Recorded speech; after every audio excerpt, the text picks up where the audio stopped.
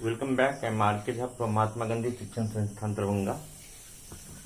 आज का ये session class 9th subject mathematics chapter quadrilateral.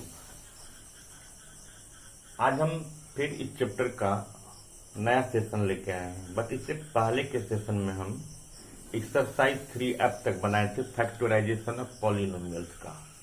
लेकिन एक मैं क्लियर कर दूं कि उस चैप्टर का एक एक्सरसाइज 3G को हम छोड़ दिए हैं, क्योंकि अभी हाल ही में सिलेबस ने आपका 30% सिलेबस रिड्यूस किया है, जिसमें AQ plus BQ plus CQ minus 3ABC का जो आइडेंटिटी है यानी एक्सरसाइज 3G उसको हटा दिया गया है।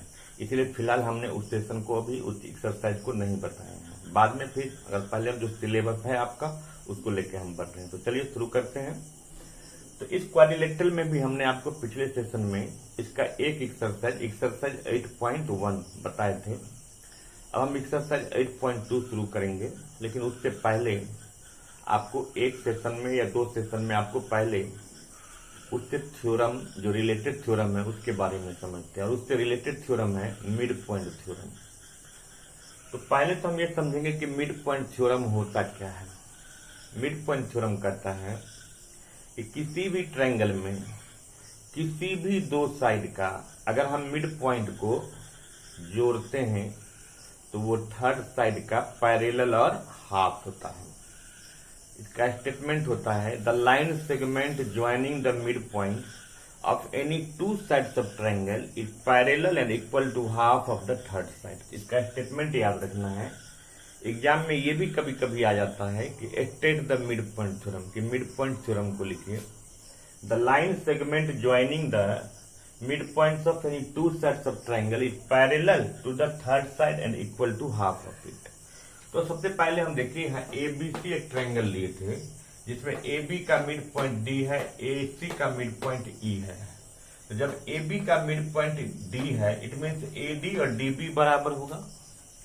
AC का मिड पॉइंट अगर E है इसका मतलब AE के बराबर EC होगा। तो गिवन में हम लिखेंगे कि ABC एक ट्रायंगल है जिसमें D and E mid points हैं of the sides AB and AC respectively. Clear. फिर कंस्ट्रक्शन कर देंगे हम। इस AB के पैरेलल में C से एक पैरेलल लाइन ड्रॉ कीजिए, इधर DE को प्रोड्यूस कीजिए, F से मिल जाएगा। तो मिलने के बाद मेरे पास ये दो ट्रायंगल बन जाता है, एक AED और एक CEF। इस दोनों ट्रायंगल में हम इसका नेमिंग 1 और 2 कर दिए। अब देख रहे हैं कि वर्टिकली अपोजिट एंगल है। इसका नाम 3, इसका नाम 4 है। तो 3 के बराबर 4 है जो कि अल्टरनेट इंटीरियर एंगल है। क्लियर। तो जब हम इसको कंग्रुएंट करेंगे तो 3 के बराबर 4 होगा, 1 के बराबर 2 होगा, AE के बराबर EC होगा। तो फिर ASA से ये दोनों ट्रायंगल्स कंग्रुएंट हो जाएगा। तो CPCT से DE के बराबर EF हो जाएगा और AD के बराबर CF हो जाएगा। अब क्या ध्यान दीजिए कि जब हम इस दोनों ट्रायंगल्स को कंग्रुएंट किए तो AD के बराबर CF तो हुआ, AD के बराबर DB पहले से था, AD के बराबर DB था और AD के बराबर CF हुआ। इसका मतलब DB के बराबर क्या, CF है। और पिछले सेशन में हमने पढ़ा है क्वाड्रिलेटरल्स में एक रिजल्ट आता है कि किसी भी क्वाड्रिलेटरल में अगर एक पेयर भी अपोजिट साइड इक्वल के साथ साथ पैरेलल भी हो या पैरेलल के साथ साथ इक्वल भी हो तो वो क्वाड्रिलेटरल एक पैरेललोग्राम होता है। तो आप देखिए DBCF क्या है, एक क्वाड्रिलेटरल है जिसमें DB के बराबर CF भी है, अभी प्रूफ किए हैं, और DB का पैरेलल CF है। तो इस क्वाड्रिलेटरल में ये पेयर इक्वल भी है और पैरेलल भी है, इसीलिए ये पैरेललोग्राम बन गया। ठीक।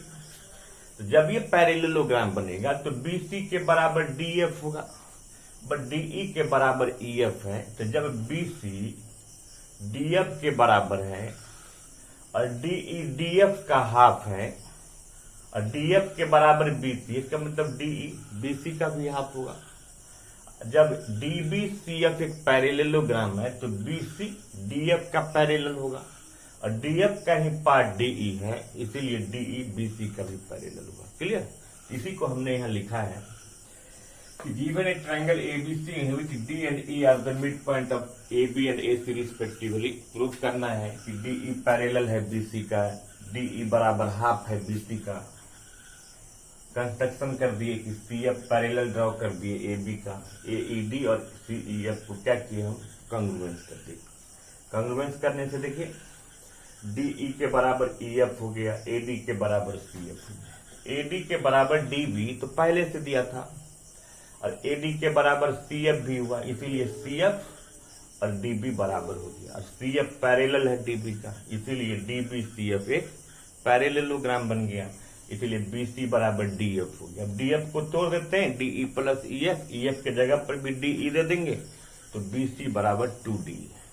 अगर BC बराबर 2DE आया तो DE BC का हाफ हो गया, और DE अगर BC का हाफ हुआ और BC पहले से पैरेलल है DE का, इसीलिए हम कहेंगे कि किसी भी ट्रायंगल में किसी भी दो साइड के मिड पॉइंट को अगर हम जोड़ेंगे तो वो थर्ड साइड का पैरेलल एंड हाफ होगा। ठीक है, तो आज हम इस सेशन में मिड पॉइंट थ्योरम समझे, फिर अगले सेशन में हम कन्वर्स मिड पॉइंट थ्योरम समझाएंगे। Thank you.